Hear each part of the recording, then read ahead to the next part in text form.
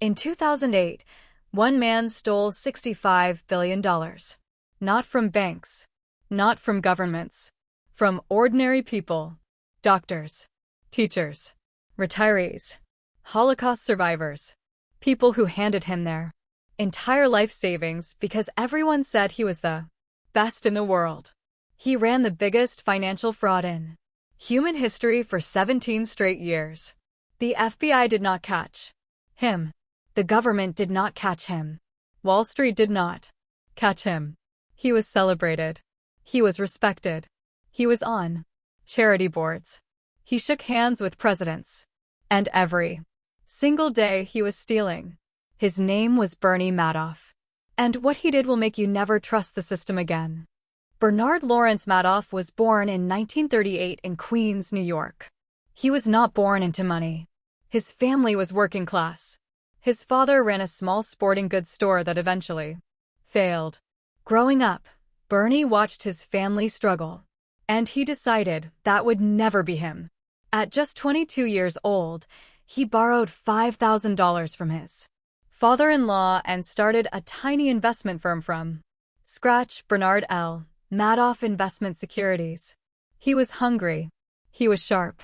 And he had a gift that very few people in the world possess. The ability to make everyone in the room trust him completely within minutes of meeting him. Through the 1960s and 1970s, his firm grew steadily. He was an early adopter of electronic trading, technology that would later become the foundation of NASDAQ, one of the largest stock exchanges in the world. He helped build it. And eventually, he became its chairman. Let that sink in. The man who later stole $65 billion was once the chairman of NASDAQ. By the 1980s, Bernie Madoff was untouchable. Wealthy clients from New York's most elite social circles lined up to give him their money. He was exclusive. He turned people away. He made investors feel privileged just to be accepted. His investment fund was invitation only. And that exclusivity made people want an even more. He promised something that should have raised every alarm. Steady returns of 10 to 12% every single year. No losses. No bad quarters. No matter what the stock market did. While other funds crashed and recovered, Madoff's numbers were always perfect. Always positive. Always impressive. His clients thought he was a genius. A wizard. The smartest man on Wall Street. Here is how a Ponzi scheme works. You take money from new investors and use it to pay old investors. There are no real investments. No real returns. Just a constant flow of new money covering old lies. Madoff ran this scheme for 17 years.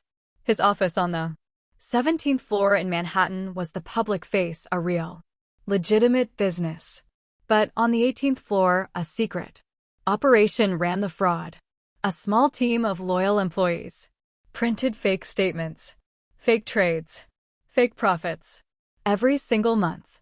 For nearly 2 decades, financial analyst Harry Markopolos knew something was wrong. As early as 2000, he ran the numbers. He said it was mathematically impossible for Madoff to generate those returns legally. He reported it. Then in 2008, the global financial crisis hit. Clients panicked and demanded their money back. $7 billion in 1 week. Madoff had nothing left. The scheme was collapsing. On December 10, 2008, he called his 2 sons into his apartment. He confessed everything. The next morning, his sons called the FBI. The following day, federal agents arrested Bernie Madoff at his Manhattan penthouse. He was 70 years old. The fraud had lasted 17 years. 37,000 victims across 136 countries had lost everything. Some victims took their own lives. One investor lost $15 billion. Entire charities were wiped out overnight. In June 2009, Bernie Madoff pleaded guilty to 11 federal felonies. The judge sentenced him to 150 years in prison, the maximum possible sentence. He died in prison in 2021, age 82, alone. So, what do we learn from Bernie Madoff? First, if returns seem too good to be true, they always are. 10 to 12% profit every single year, no losses ever. Is not genius. It is a warning sign. Always ask how. Second, trust is the most dangerous weapon. Madoff's victims were not stupid. They were doctors, lawyers, Nobel Prize winners. But they trusted him because everyone else trusted him. Social proof is not the same as safety. Third, regulators can fail completely. Harry Markopolos handed the SEC a roadmap to the fraud in 2000. They ignored it for 8 years. 8 years.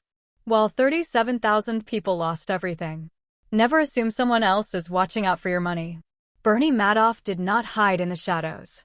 He was celebrated. He was on charity boards. He was at every dinner party. He stole in plain sight because we let him. The system did not catch him. His own sons did. If you want to know which billion-dollar fraud we are exposing next, subscribe to Billion Lies right now. Every week, a new story. A new lie. A new billion you never knew was stolen. Hit that bell, because the next story is even darker than this one.